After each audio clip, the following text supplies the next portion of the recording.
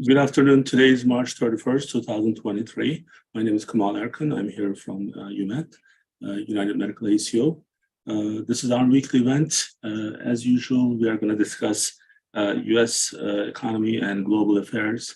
And also we do have our RCM, Revenue Cycle Management presentation, and one of our client managers is going to join us.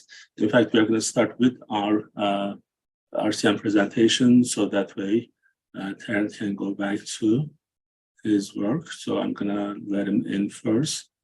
Well, today, actually, yesterday was the Doctors' Day, National Doctors' Day. Congratulations to all those docs who are part of our system or not our system. So they are extremely important for us. And now we are Terrence joining us. Terrence Morrison is one of our client managers. So, Terrence, you were with us before? Yes. Once or twice at least? I think twice. I think once as like the main feature, but I was with the payment posting managers also. Yeah, absolutely. And thank you for joining us again. So today we are going to do the client communication and end of month reporting. So part of the reason we are sharing these and we are presenting is because we do want our employees, existing and new employees, to get updated. And of course, this is not our main way of sharing that information or providing that training, but it is a supporting piece of it, so that hopefully more people can benefit from what we are doing. So, Terrence, you should be able to share your screen right now. Yeah, let me go ahead here.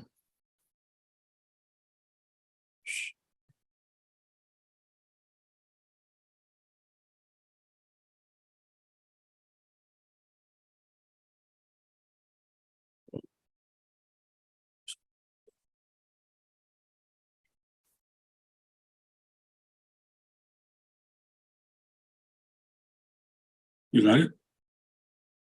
I'm trying to share now. There you go. I think I'm good now.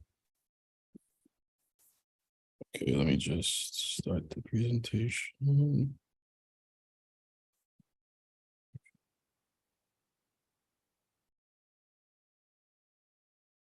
Okay, I think I'm good now. Can you see my screen? I can see it. Okay, perfect. Good afternoon, everyone. My name is Terrence Morrison. As Kemal mentioned, I am one of the client managers here. I'm at United Medical. I've been here for almost 8 years now. I think almost 3 years as a client manager. And I just wanted to give just a quick breakdown on our communication that we have with our clients, as well as the end of month reporting that we have at the end of the month.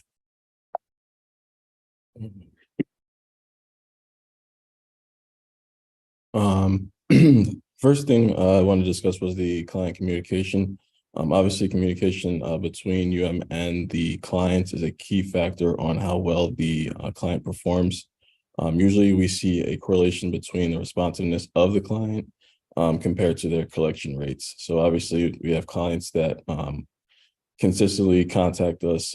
We have like weekly meetings. They call on a daily basis, and usually that reflects more collections on the payment side. There are different ways that we communicate with our clients. We do face-to-face or virtual. We actually just started doing face-to-face meetings. We had the UMACO meeting face-to-face for the first time. I think it was last week or the week before. Also, we use QuickBase, which is our secure site that we like to use, and I'll have more information on that in future slides. Also, obviously, email and direct calls from the client.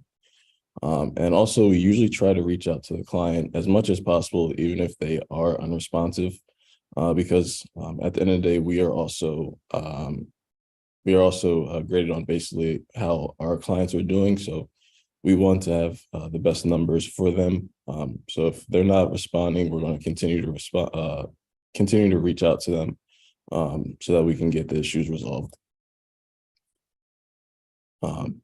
And this is just a quick snippet of QuickBase. This is what we see and our clients see when we're trying to make a request. This is probably the best way for clients to reach out to us if they need information updated, or if we need information such as like medical records or like a ID card or something like that. We'll use this system to request information. If you look at the snippet on the right, you'll see we have like the client name, contact. We can also search by category, subcategory.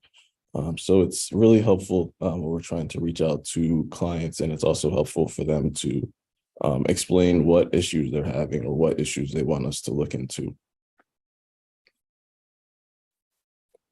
Next, and this is also obviously part of client communication, is the end of month reporting.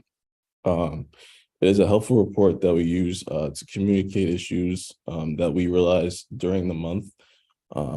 This report is ran the first day of the month or the following month, and displays a summary of the following information: cover page, the insurance denials, whether client or system related, and it also has financial information, which the providers are very much interested in usually. And this is just an example of a cover page for one of our end of month reports. So it'll just display the current status for the client, includes the client name, specialty, the contacts on both UM and the client side. Also under the, if you see the current ideal state of AR, that's the numbers that we go by basing the performance of the client. And also we'll provide any issues or trends that UM is seeing for a specific client will also be included at the bottom under the additional notes section. And this is just continuing on the end of month report that our providers get. We also have detailed denial lists within the report. This snippet on the right shows the amount of denials a client is receiving within a 3-month basis. So you can see here, we can just base the check-in and check-out denials for the previous 3 years, and we can just compare it to see if there's any trends. Like for instance, this client that I attached here, as you can see, the check-in denials have been going a little bit higher as long as the checkout denials. So that's something that we can bring up when we meet with the clients within our client meetings. And this is just continuing on the trend part. This is another report that we share within a report, the end of month report. This is also displaying the last 3 months, but it's breaking it down by the actual denial reason. So if you see here, in the month of February, we had a good amount of denials for incorrect insurance for a patient, also error in charge entries and invalid diagnosis. So we use this report to also see if there's any trends on a month-to-month basis.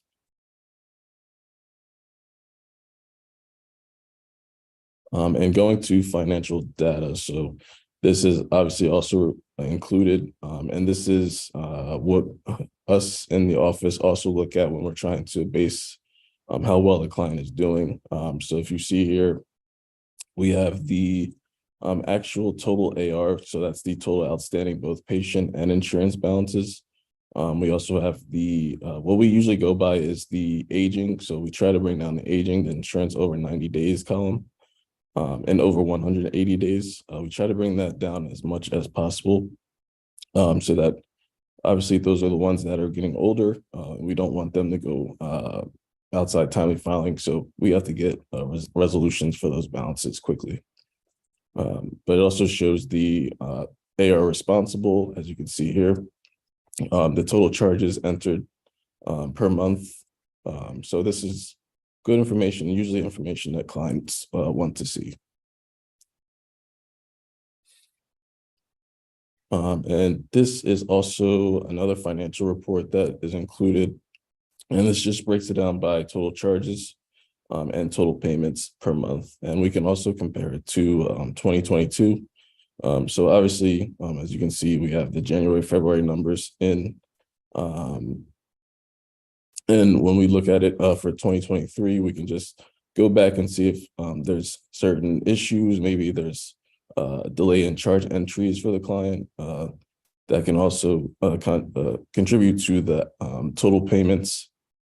So we just look at this to see if there's any trends, any issues. Maybe the client is not noticing. We can just bring this up. And this is probably one of the reports that the clients go over pretty frequently. And this is just similar report that's also included. It just breaks it down by provider. This is another report that the providers want to see, just to see how each provider is doing on a monthly basis. But it includes pretty much the same information. And that is it. All right. So you have given us a lot of information there. So just so that we are, the reason I didn't interrupt you, so then we can actually make sure that those slides are, whoever is watching that, they can actually go through those slides without a problem. But what's our main goal, right? So why do we actually have these reports? The reason we have these reports is because we need a standard way of communication, standard and routine. So those are two extremely important element of the good relationship. So if we don't have the standards with the clients, and if we don't have them on a routine basis, and if we don't have any uniformity in the way that we are presenting, which is part of being standard, so then things can actually be different. So now when we have more than 20 different specialties, what we are sharing for the end of month, these are monthly reports, is it enough? Well, from the standard core, covering the core part of the practice management, yes, they are enough. But to go into each different specialty, we may have, which we do, have a lot more reports to put a light on the specialty itself. For example, nephrology practice may have dialysis units, so then we have dialysis reports. We may have the cardiology practice, they may have a new access center. We may have a report specific to that location and the reimbursement. So these are kind of like the framework of the reports, but then we do have several other reports to support these. And one of the main issues really important for us is we do want practice owners to receive these reports. Why? Is because we want to make sure that they have full access to these reports that we are presenting, so then they are not depending on their employees or managers. They still receive them as well, but I want to make sure, personally, I want to make sure all of our reports, practice owners, do receive these reports on a monthly basis. And the other thing is, I think what we were discussing from your presentation that's really important for us is why we prefer ticket system over phones or emails is because we want to trust, but verify our system. There should be a checks and balance. So we want to know when that issue was raised by the client, what answers are being given, and if we can make any meaningful analysis out of those reports. So, for example, if the mistakes are being repeated, or how the issues are being handled. So those are two different really important things. One can be from the client side, but the other one is from our side. So we want to know how we are handling it, what answers we are giving, and how quickly we give those answers. So that's one of the main reasons that we develop these reports, and we have been using it for a long time now. As we go, we do make updates, and your team, you and other client managers, you guys are still having your meetings with the clients. We are just not sending the report and not follow up, obviously. So these are, when we meet with the clients, these are the reports that we go over. And I think that makes our picture, it completes our picture in a way that here's what we have done and how we did it. And then at the end of the month, we have our meetings and we can discuss everything from the prior month and what may be coming in. These are very important presentations for us. Thank you for being part of us and presenting. So it's always more productive when I have you guys joining me. So I'm sure we'll see you again in the other sessions.